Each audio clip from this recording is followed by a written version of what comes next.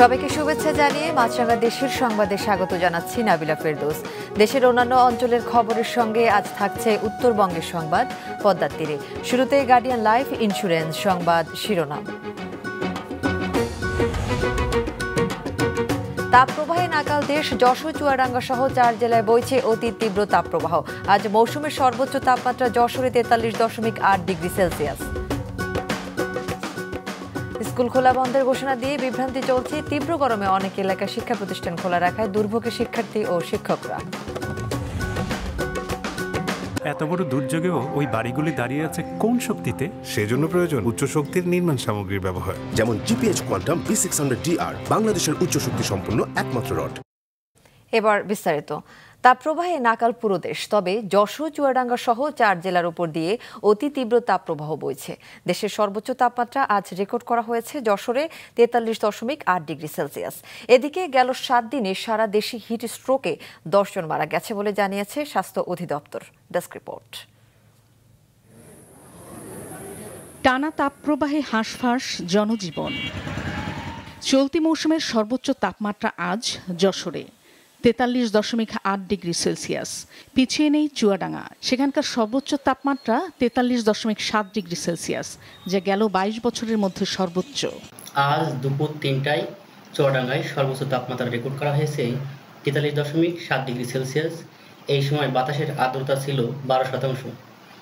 এটা এই মৌসুমে চুয়াডাঙ্গার সর্বোচ্চ তাপমাত্রা। চুয়াডাঙ্গা জেলার উপর দিয়ে অতি তীব্র তাপপ্রবাহ বয়ে যাচ্ছে।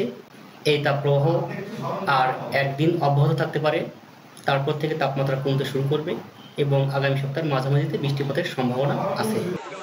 প্রচণ্ড উত্তাপ আর ভ্যাপসা গরমে অতিষ্ঠ মানুষ। এ অবস্থায় কবে বৃষ্টি হতে পারে সেই আশায় সবাই আকাশের দিকে তাকিয়ে।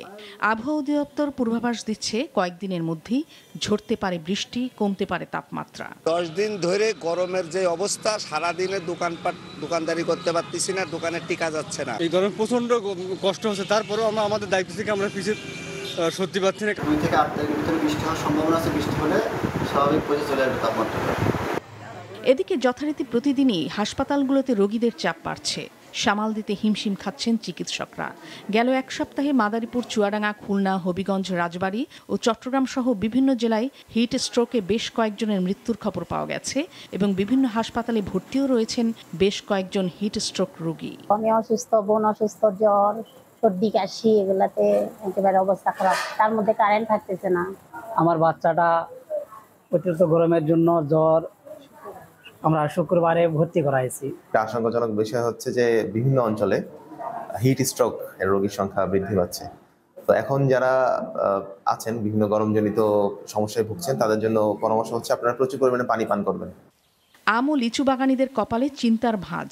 তীব্র খরতাপে ঝরে পড়ছে গুটি, আক্রমণ বেড়েছে পোকার।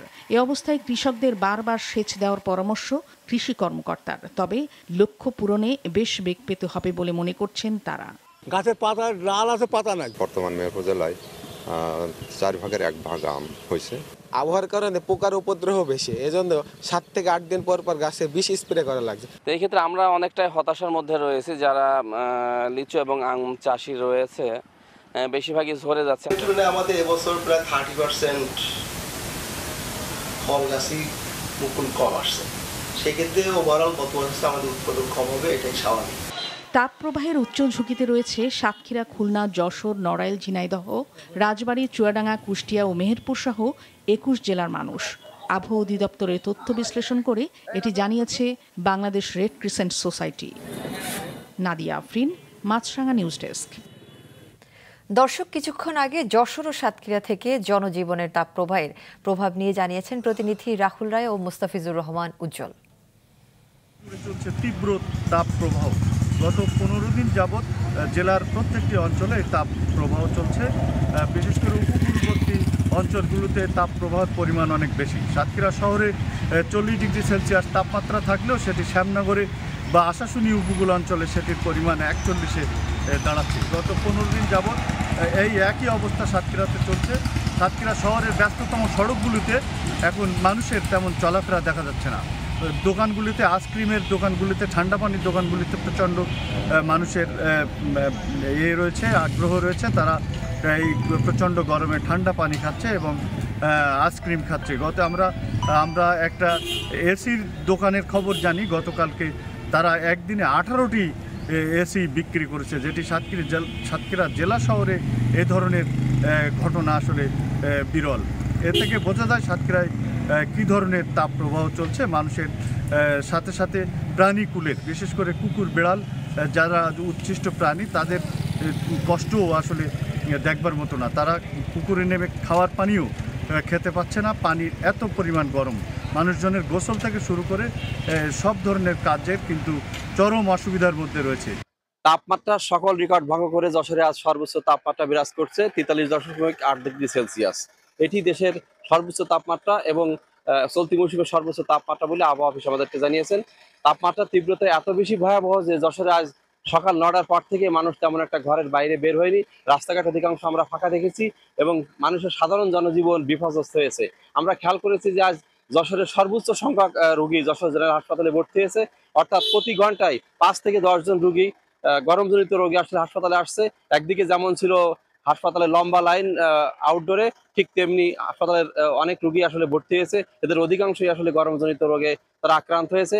আমরা কথা বলেছি সাধারণ মানুষের সাথে, তারা বলছেন যে অতি তাপমাত্রা আসলে ঘরের বাইরে বের হওয়া যাচ্ছে না। তবে 43.8 ডিগ্রি সেলসিয়াস তাপমাত্রা রেকর্ড করা হলেও অনুভূত হচ্ছে তার চেয়ে অনেক বেশি। অর্থাৎ সারাদিনই মানুষের কর্মক্লান্ত হচ্ছে, গায়ে তারা সারাদিনই ঘাম থাকছে। রাত দিন সমান তালে এই তাপমাত্রায় বিরাজ না করলেও আসলে রাত দিন সমান তালে মানুষের গরম অনুভূত হচ্ছে। তীব্র গরমে শিক্ষা প্রতিষ্ঠান খোলা রাখায় দুর্ভোগে পড়ার অভিযোগ করেছেন শিক্ষার্থী ও শিক্ষকেরা। কোন জেলার স্কুল খোলা আর কোন জেলার স্কুল বন্ধ থাকবে তা নিয়ে বিভ্রান্তিও রয়েছে অনেক জায়গায়। এদিকে তাপপ্রবাহের পাশাপাশি লোডশেডিং গরমের কষ্ট বাড়িয়ে দিয়েছে অনেকখানি। Desk report. দেশজুড়ে চলমান তাপপ্রবাহে শিক্ষা প্রতিষ্ঠান খোলা রাখা না রাখা নিয়ে অস্থিরতা চলছেই। এদিকে শিক্ষক সহ বেশ কয়েকটি মৃত্যুর ঘটনার পাশাপাশি শ্রেণীকক্ষে শিক্ষার্থীদের অসুস্থ হওয়ার ঘটনাও ঘটেছে। ফলে আগামী 2 তারিখ পর্যন্ত সারা দেশের সব স্কুল, কলেজ, মাদ্রাসা বন্ধ রাখতে এসেছে হাইকোর্টের শতপ্রণোদিত রুল সহ নির্দেশ। তবে হাইকোর্টের নির্দেশ এখনো হাতে না পাওয়ার কথা জানিয়েছেন শিক্ষামন্ত্রী। সে কারণে আগের নির্দেশনা অনুযায়ী রাজশাহী ও খুলনা বিভাগের 27 জেলায় ছাড়া বাকি সব জেলায় শিক্ষা প্রতিষ্ঠান খোলা ছিল। তবে খোলা রাখা শিক্ষা প্রতিষ্ঠানগুলোতে শিক্ষার্থীদের উপস্থিতি কমেছে চোখে পড়ার মতো। চট্টগ্রামে তীব্র গরমের মধ্যে বিষ ফোঁড়া হয়ে দেখা দিয়েছে প্রতি ঘন্টার লোডশেডিং। শিক্ষার্থী এবং শিক্ষক উভয়েই ভুগছেন সমান কষ্টে। মূলত কারেন্ট বারবার চলে যাচ্ছে আর বেশি গরম লাগছে, ওই জন্য প্রিপারেশন তৃষ্ণার্ত হয়ে যাচ্ছি। যদি মর্নিং শিফট হয় স্কুলটা একটু সুবিধা হয় আর কি। গরম লাগতেছে, সেই জন্য আমরা বাসা থেকে ফ্যান নিয়ে আসতেছি। ঘন্টাখানেক পর পরে বিদ্যুৎ চলে যাচ্ছে, আর হচ্ছে যে রোদের তীব্রতা বা দাবদাহ, বাচ্চারা অসুস্থ হয়ে পড়ছে অনেকজন। ঘন্টায় ঘন্টায় লোডশেডিংয়ের ঘটনা নরসিংদী, বরিশাল, রংপুর সহ সারা দেশেই ঘটছে কম বেশি। এই গরম সবার জন্যই স্বাস্থ্য ঝুঁকি তৈরি করছে উল্লেখ করে কোথাও বন্ধ, কোথাও শিক্ষা প্রতিষ্ঠান খোলা রাখার বিরোধিতা করেছেন শিক্ষক, অভিভাবকেরা। যখন টপ ফ্লোরে আমরা ক্লাস করেছি, শিক্ষার্থীরা যেভাবে প্রচণ্ড ঘেমে গিয়েছে বা আমাদেরও কষ্ট হয়েছে। গরমের মধ্যে খোলা রাখাটা ঠিক না, বন্ধ করে দিলে ভালো হতো। যে কোনো মুহূর্তে অ্যাক্সিডেন্ট হতে পারে বাচ্চা কাচ্চা। ঢাকার আশেপাশে জেলায় সবখানে বন্ধ আছে, আমাদের বন্ধ দেওয়া উচিত ছিল, কারণ এই গরমে ক্লাস করা সম্ভব না। বন্ধ দিলে ভালো হয়, এবং গরমের জন্য প্রচুর বাচ্চারা কোনো করতে পারতেছে না গরমে। এদিকে তাপপ্রবাহের কারণে যেসব জেলার প্রাথমিক ও মাধ্যমিক স্কুল বন্ধ রাখার নির্দেশনা রয়েছে, সেই তথ্য আগে থেকে না জানানোতে অনেকে স্কুলে এসে ফেরত যাচ্ছে। এ নিয়ে ক্ষোভ প্রকাশ করেছেন হিলির শিক্ষার্থী, শিক্ষক ও অভিভাবকেরা। মৌমিতা জান্নাত, মাছরাঙা নিউজ ডেস্ক। দর্শক, তীব্র গরমে শিক্ষার্থীদের অবস্থা নিয়ে চট্টগ্রাম ও নরসিংদী থেকে কিছুক্ষণ আগে জানিয়েছেন প্রতিনিধি আব্দুল্লাহ রাকিব ও বদরুল আমিন চৌধুরী। স্কুল বন্ধের বা স্কুলের সময়সূচির নির্দেশনা যদি দেওয়া হয়, সে একই সাথে কোচিং সেন্টারগুলোর যদি নির্দেশনা দেওয়া হয় বা অনলাইনে কেন্দ্র করে যদি নেওয়া হয়, সেক্ষেত্রে হচ্ছে এক ধরনের নিয়ন্ত্রণ আসবে। তো সব মিলিয়ে বলা যায় চট্টগ্রামের স্কুল কলেজগুলো চলমান কার্যক্রম রেখেছে তাদের এই গরমের মধ্যেও। সামনের দিনগুলোতে তারা করে যদি নির্দেশনা আসে সেই নির্দেশনা বাস্তবায়ন করবে। তো এই ছিল আমাদের তীব্র দাবদাহে নরসিংদীবাসী কিন্তু পুরোটাই নাকাল হয়ে আছেন, বিশেষ করে যারা শ্রমজীবী নিম্ন আয়ের মানুষ এবং যারা শিক্ষার্থী রয়েছেন এবং তাদের অভিভাবক যারা রয়েছেন, শিক্ষক শিক্ষার্থী অভিভাবক, তারা সবাই কিন্তু এই তীব্র গরমের মাঝে নাকাল অবস্থায় রয়েছেন। বিশেষ করে তারা জানিয়েছেন আমাদেরকে যে এই যেহেতু তীব্র দাবদাহ এখন বিরাজ করছে পুরো দেশ জুড়ে, এর বাইরে কিন্তু নরসিংদী নয়, আজকেও কিন্তু নরসিংদীতে তাপমাত্রা প্রায় 40 ডিগ্রির কাছাকাছি। এমত অবস্থায় শিক্ষার্থীরা যারা রয়েছেন তারা আমাদেরকে জানিয়েছেন যে তীব্র দাবদাহের মাঝে তাদের পক্ষে ক্লাসে অংশগ্রহণ করাটা অনেকটাই কষ্টসাধ্য হয়ে দাঁড়িয়েছে এবং যারা অভিভাবক রয়েছেন তারাও কিন্তু তাদের সন্তানদের স্কুলে পাঠিয়ে নিরাপদ থাকতে পারছে না, তাদেরও সবসময় একটি দুশ্চিন্তা তাদের মাথায় চেপে বসেছে। এমত অবস্থায় শিক্ষক যারা রয়েছেন তারা বলছেন যে শিক্ষার্থীরা মোটেও আগ্রহী নন এই তীব্র গরমে তারা শিক্ষা পাঠ গ্রহণ করতে, এবং যদিও দীর্ঘদিন ক্লাস কিন্তু বন্ধ ছিল, ছুটি ছিল, তারপরেও এই গরম আসাতে কিন্তু আরও ছুটি সরকার কিছুটা বাড়িয়েছেন। তারপরেও এই যতদিন এই তীব্র তাপদাহ থাকবে ততদিন যাতে স্কুল বন্ধ রাখা হয় অথবা শুধু মর্নিং শিফটেই যেন ক্লাস চালানো হয়, এমনটাই দাবি করেছেন শিক্ষার্থী এবং অভিভাবকরা। গাজীপুরের পুবাইলে প্রচণ্ড তাপে রেল লাইন বেঁকে যাওয়ায় ধীরগতিতে চলছে ঢাকা চট্টগ্রাম রুটের ট্রেন।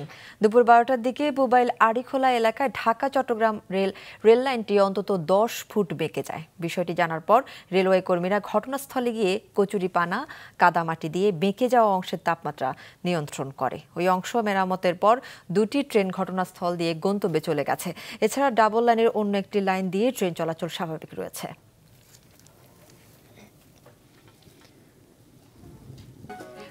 সব দলকে নির্বাচনে আনতে গোপনে ও প্রকাশ্যে চেষ্টা করা হয়েছে বলেন নির্বাচন কমিশনার আহসান হাবিব খান। দুপুরে সাতক্ষীরা জেলা প্রশাসকের কার্যালয়ের সামনে সাংবাদিকদের বিভিন্ন প্রশ্নের জবাবে একথা বলেন নির্বাচন কমিশনার ব্রিগেডিয়ার জেনারেল অবসরপ্রাপ্ত আহসান হাবিব খান।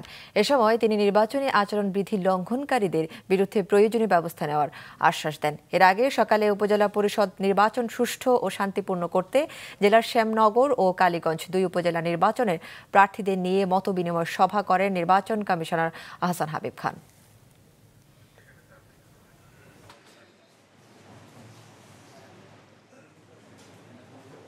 আমরা অ্যাডভান্স বলে গেলাম যেখানে যেটা দরকার নিরাপদ চাদরে ঘেরাও করা হবে এবং সঠিক নির্বাচনের জন্য যা দরকার ইলেকশন কমিশন এনাদের সবাইকে সহায়তা করবে, প্রদান করবে, পারমিশন দিবে, অর্থ প্রদান করবে। প্রচারে জমজমাট দেশের বিভিন্ন উপজেলা পরিষদ। তবে হাকিমপুর উপজেলা পরিষদ নির্বাচনে পুরুষ ও মহিলা ভাইস চেয়ারম্যান প্রার্থীরা বিনা প্রতিদ্বন্দ্বিতায় নির্বাচিত হওয়ায় নির্বাচনী আমেজ কিছুটা কম বলে জানান ভোটাররা। এদিকে নিরাপত্তা ঝুঁকি বিবেচনায় প্রচার স্থগিত করেছেন বান্দরবান সদর উপজেলা চেয়ারম্যান প্রার্থী AKM জাহাঙ্গীর। প্রতিপক্ষের সন্ত্রাসী হামলার প্রতিবাদে মানিকগঞ্জে মানববন্ধন ও বিক্ষোভ করেছেন উপজেলা নির্বাচনী চেয়ারম্যান প্রার্থী আব্দুর রহিম খানের সমর্থকরা। গেল 27শে এপ্রিল রাতে শিবালয় উপজেলা নির্বাচনে তার উপর সন্ত্রাসী হামলা হয়। নির্বাচনী প্রচারকালে সন্ত্রাসী হামলার অভিযোগ করেছেন চাঁদপুরের মতলব উত্তর উপজেলা পরিষদ নির্বাচনের চেয়ারম্যান প্রার্থী গাজী মুক্তার হোসেনও। এবার উত্তরবঙ্গের সংবাদ পদ্মার তীরে।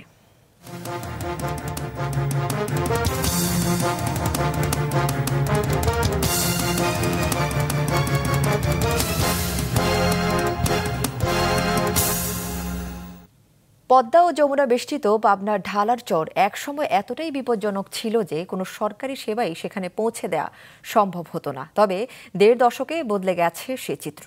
রাতুল ইসলাম সুমনের ক্যামেরায় উৎপল মির্জার ধারাবাহিক প্রতিবেদনের আজ দেখুন শেষ পর্ব। ঢালাচরে ইউনিয়ন পরিষদ নির্বাচন হলেও নির্বাচিত পরিষদ সেখানে যেতে পারতেন না সন্ত্রাসীদের ভয়ে। পরিষদের সেবার জন্য স্থানীয়দের যেতে হতো সেখান থেকে প্রায় 5 কিলোমিটার দূরের অস্থায়ী কার্যালয়ে। আমরা ইউনিয়ন পরিষদের সেবা ইউনিয়ন পরিষদে পেতাম না, মানে ভাদেরহাট বা কাজেরহাট যা পেতে হতো সন্ত্রাসীর ভয়তে। আমাদের রাস্তাঘাট ঢালারচরের ইউনিয়নের সেবা আমরা ঢালারচরেই পাইতেছি, যাতায়াতের খুব সহজ হয়েছে। এখন মনে করো যে রাস্তাঘাট হয়েছে, আমরা পাবনাদের পাইতেছি, এখন মনে করো যে কাশিয়াতপুরের পাইতেছি। এখান থেকে 7 কিলোমিটার দূরে বাদেরহাট থেকে ইউনিয়ন পরিষদের সেবা নিতে হতো এই এলাকার জনগণকে। এখন সেই ঢালাচর স্বপ্নের মতো পরিবর্তন হয়েছে। এখানে পাকা রাস্তা হয়েছে, রেল লাইন হয়েছে। সেই ভয়াল সময়ে 1998 সালে একটি ইউনিয়ন পরিষদ ভবন তৈরি হলেও সেটিও পরিত্যক্ত ছিল প্রায় 21 বছর। এখন সে ভয় কেটে যায়, চালু হয়েছে ইউনিয়ন পরিষদ। চেয়ারম্যান হিসেবে এখানে বসতে পারিনি, আমি বাঁধেরহাট থেকে কার্যক্রম অস্থায়ী কার্যালয় থেকে চালাইছি। এখন মোটামুটি ঢালারচরের পরিবেশ ভালো হেতু আমরা ইউনিয়ন পরিষদে এসে মিটিং করতেছি, ইউনিয়ন পরিষদ এই পরিষদ থেকে চালাচ্ছি। সন্ত্রাসের কারণে বন্ধ ছিল অনেক স্কুল কলেজ, দীর্ঘদিন পরিত্যক্ত ছিল স্বাস্থ্যকেন্দ্র। পরে সেখানে পুলিশ তদন্ত কেন্দ্রের অস্থায়ী কার্যালয় স্থাপন করা হয়। তবে মাত্র কয়েক বছরের ব্যবধানে বদলে গেছে সে চিত্রও। সবকিছুই চলছে এখন স্বাভাবিক নিয়মেই। যেমন আমাদের ঢালারচর উচ্চ বিদ্যালয় আছে, আমাদের ঢালারচর উচ্চ বিদ্যালয় এখন কলেজে রূপান্তরিত হতে চলছে। স্বাস্থ্য ব্যবস্থা দেখা যাচ্ছে ডাক্তার রাস্তাঘাট খারাপের কারণে ডাক্তার মহোদয়রা আসতেন না, কিন্তু এখন দেখা যাচ্ছে যে 3টা ওয়ার্ড মিলে একটি ইউনিয়ন ক্লিনিক রয়েছে। এই মোড়েই এখন মানে মানুষ বসে থাকতে ভয় পেত যে কখন যেন সন্ত্রাসী কোন সাইড থেকে চলে আসে, একটা আতঙ্ক ছিল মানুষের মনে, কিন্তু এখন আর সেই আতঙ্ক মানুষের মনে নাই। পুলিশ সুপার জানান, যোগাযোগ ব্যবস্থার পাশাপাশি সরকার চরমপন্থী সন্ত্রাসীদের স্বাভাবিক জীবনে ফিরে আসার সুযোগ দেয়, যা গ্রহণ করেছে অনেকেই। যারা আগে সর্বহারা পূর্ব বাংলা এই লাইনে ছিল তাদের সাথে কথা বলেছে, তারা যেটি বলেছে যে আসলে স্যার এই মানে কতদিন আর বাড়ি ছাড়া থাকবো, তো আমাদের কাছে মনে হয়েছে আর না, এখন বোধহয় ফেরার সময় হয়েছে। তো অন্তত বাড়িতে ঘুমাতে চাই, সন্তানের সাথে থাকতে চাই, স্ত্রীর সাথে থাকতে চাই, বাবা মায়ের সাথে একটু কথা বলতে চাই এবং বাড়িতে নিশ্চিন্তে ঘুমাইতে চাই। জেলা প্রশাসকও এই ইতিবাচক পরিবর্তনের জন্য সরকারি নানা উদ্যোগের কথা উল্লেখ করেন। একটা অন্ধকার জায়গাকে এখন আলোতে পরিণত করা হয়েছে। এখানে এখন ব্যবসায়িক সুবিধা বলেন, কৃষি কাজ বলেন, শিক্ষা ব্যবস্থা বলেন, স্বাস্থ্য সুবিধা বলেন, সকল কিছুই ওখানে আছে। মানুষের জীবনে নিরাপত্তা আছে। আইনশৃঙ্খলা বাহিনী সেখানে খুব ভালোভাবে সেখানে কাজ করছে। কৃষি, ব্যবসা, বাণিজ্য, যোগাযোগ সহ নানামুখী উন্নয়ন কর্মকাণ্ডে বদলে যাওয়া সেই ঢালারচরেই গড়ে উঠেছে শান্তির আবাস। উৎপল মির্জা, মাছরাঙা সংবাদ, পাবনা। জাটকা রক্ষায় দেশের 5টি অভয়াশ্রম মার্চ, এপ্রিল 2 মার্চ মাছ শিকার বন্ধ থাকার পর আজ মধ্যরাত থেকে নদীতে নামবেন জেলেরা। প্রচুর ইলিশ পাওয়ার আশায় করছেন তারা। Desk report. জাটকা রক্ষায় 2 মাসের নিষেধাজ্ঞার কারণে জাল নিয়ে নদীতে নামতে পারেননি চাঁদপুর, ভোলা, পটুয়াখালী সহ কয়েকটি অঞ্চলের জেলেরা। আজ মধ্যরাত থেকে উঠে যাচ্ছে সেই নিষেধাজ্ঞা। নতুন উদ্যমে মাছ ধরা শুরু করতে এরই মধ্যে জাল ও নৌকা নিয়ে তৈরি জেলেরা। সরকারের অভিযান দিয়েছে, আমরা অভিযান পালন করছি। এখন অভিযান শেষ হয়েছে, আমরা ট্রলার লই নামু, দেনা ফেনা হয়েছি, দেনা ফেনা দিমু। আর সরকারি সাইলপাত দিছে, আমরা যা দিছে এটা তো আমাকে চলে না। এখন আমরা ওজন শেষ করে নদীতে নামতেছি, বাল বাচ্চা নিয়ে কিছু খাইতে পারবো, এইসব করে আমরা নদীতে নামিয়ে গেছি। দীর্ঘ বিরতির পর নদীতে নামতে পারার আনন্দে হাসি ফুটেছে জেলেদের মুখে। আশা করছেন কাঙ্ক্ষিত ইলিশ ধরা পড়বে জালে। 2 মাস বেকার থাকার ক্ষতি পুষিয়ে নিতে পারবেন। কামাই করবো তো অনেকটা হয়তো ভালো থাকবো, নাহলে আমাদের দিন অনেক কষ্টে গেছে। আল্লাহ দিলে মোটামুটি ভালো মাছ পাবো। মাছ আনাজ পাইলে আমরা 2টা ডাল ভাত খেয়ে ঠিক থাকতে পারবো। মাছ আনাজ যদি না থাকে তাহলে আমাদের দেশ ছাড়া কোনো উপায় নাই। মৎস্য কর্মকর্তারা জানান, তাদের অভিযান সফল হয়েছে। এই মৌসুমে নদীতে প্রচুর ইলিশ পাওয়ার আশা করছেন তারা। সফলতার সাথে আমরা এই অভিযানটি শেষ করতে পারছি। এই অভিযানের পরেই আমাদের ইলিশের কাঙ্ক্ষিত উৎপাদন যেমন আমরা লক্ষ্য অর্জন করতে সক্ষম হব, তেমনি জেলে ভাইরা তাদের বিপুল পরিমাণ তারা ইলিশ পাবে বলে আমি মনে করি। জাটকা সংরক্ষণটা আমরা মোটামুটি খুব ভালোভাবে সংরক্ষণ করতে পেরেছি এবং এই জাটকাগুলো ইতিমধ্যেই আমাদের চাঁদপুর সীমানা অতিক্রম করেছে এবং আমরা আশা করছি যে এই জাটকাটাই পরবর্তীতে বড় ইলিশ হয়ে আমাদের যে জাতীয় যে উৎপাদন, সেই উৎপাদনকে লক্ষ্যমাত্রা অর্জিত হবে। প্রতি জেলে 40 কেজি করে প্রতি মাসে তারা বিজিএফ পেয়েছে এবং এখানে আমরা 65 ভাগ জেলেদেরকে বিজিএফ এর আওতায় আনতে পেরেছি। বাকি জেলেদেরকে হয়তো সরকার এক সময় 100 ভাগ জেলেদের বিজিএফ নিশ্চিত করতে পারবে। চলতি অর্থ বছরে ইলিশ উৎপাদনের লক্ষ্যমাত্রা নির্ধারণ করা হয়েছে 6 লাখ মেট্রিক টন, যা গত বছরের চেয়ে প্রায় 50,000 টন বেশি। হাসান মেহেদি, মাছরাঙা নিউজ ডেস্ক। ব্রাহ্মণবাড়িয়া, হবিগঞ্জ ও রাজবাড়ীতে সড়ক দুর্ঘটনায় 4 জন নিহত হয়েছে। গতকাল সন্ধ্যায় ব্রাহ্মণবাড়িয়া শহরের ভাদুঘর ফাটা পুকুরপাড় এলাকায় ট্রাক চাপায় শাহাদাত হোসেন নামের এক কলেজ ছাত্র নিহত হয়েছে।